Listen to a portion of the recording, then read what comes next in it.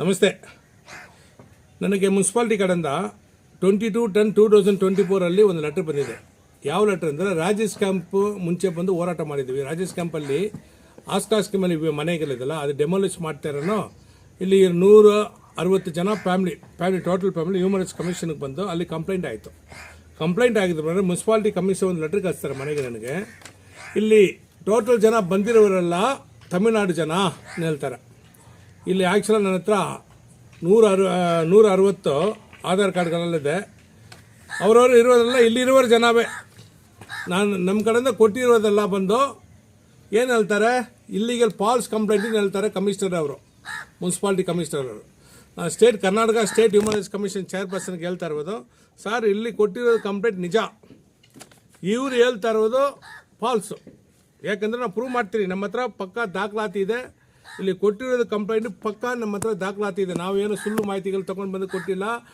160 family ಬಂದು ನಿಮ್ಮ ಹತ್ರ ಕಮಿಷನರ್ ಹತ್ರ ಕಂಪ್ಲೇಂಟ್ ಮಾಡಿರೋದು ಸುಳ್ಳಿಲ್ಲ, ಎಲ್ಲ ನಡೆದಿರೋದು ಪಕ್ಕಾ ನಿಜ. ಅದು ಇವರು ಹೇಳ್ತಾ ಇರೋದು, ಕಮಿಷನರ್ ಹೇಳ್ತಾ ಇರೋದು. ಇನ್ನೊಂದು ಇವರೊಂದು ಡಿಫ್ರೆಂಟ್ ವೇದಲ್ಲಿ ಒಂದು ಹೋಗಿದ್ದಾರೆ.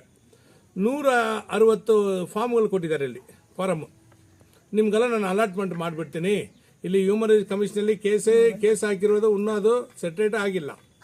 ಇಲ್ಲಿ ಹೆಂಗೆ 160 ಫಾರ್ಮ್ ಕೊಟ್ಬಿಟ್ಟು ನಿಮ್ಗೆ ನಮ್ಮ ಮನೆಗೆಲ್ಲ ಅಲಾಟ್ಮೆಂಟ್ ಮಾಡಿಬಿಡ್ತೀನಿ, ಆಮೇಲೆ ಡೆಮಾಲಿಷ್ ಮಾಡ್ತೀನಿ.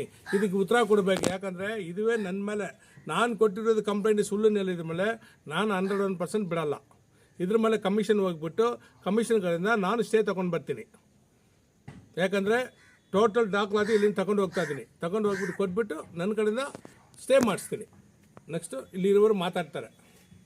ನಮಸ್ಕಾರ ಸರ್. ಸುಮಾರು 120 ವರ್ಷದಿಂದ ಈ ಕೆಜೆಫ್ ಚಿನ್ನದ ಗಣಿ ಪ್ರದೇಶದಲ್ಲಿ ಜೀವನ ಮಾಡಿ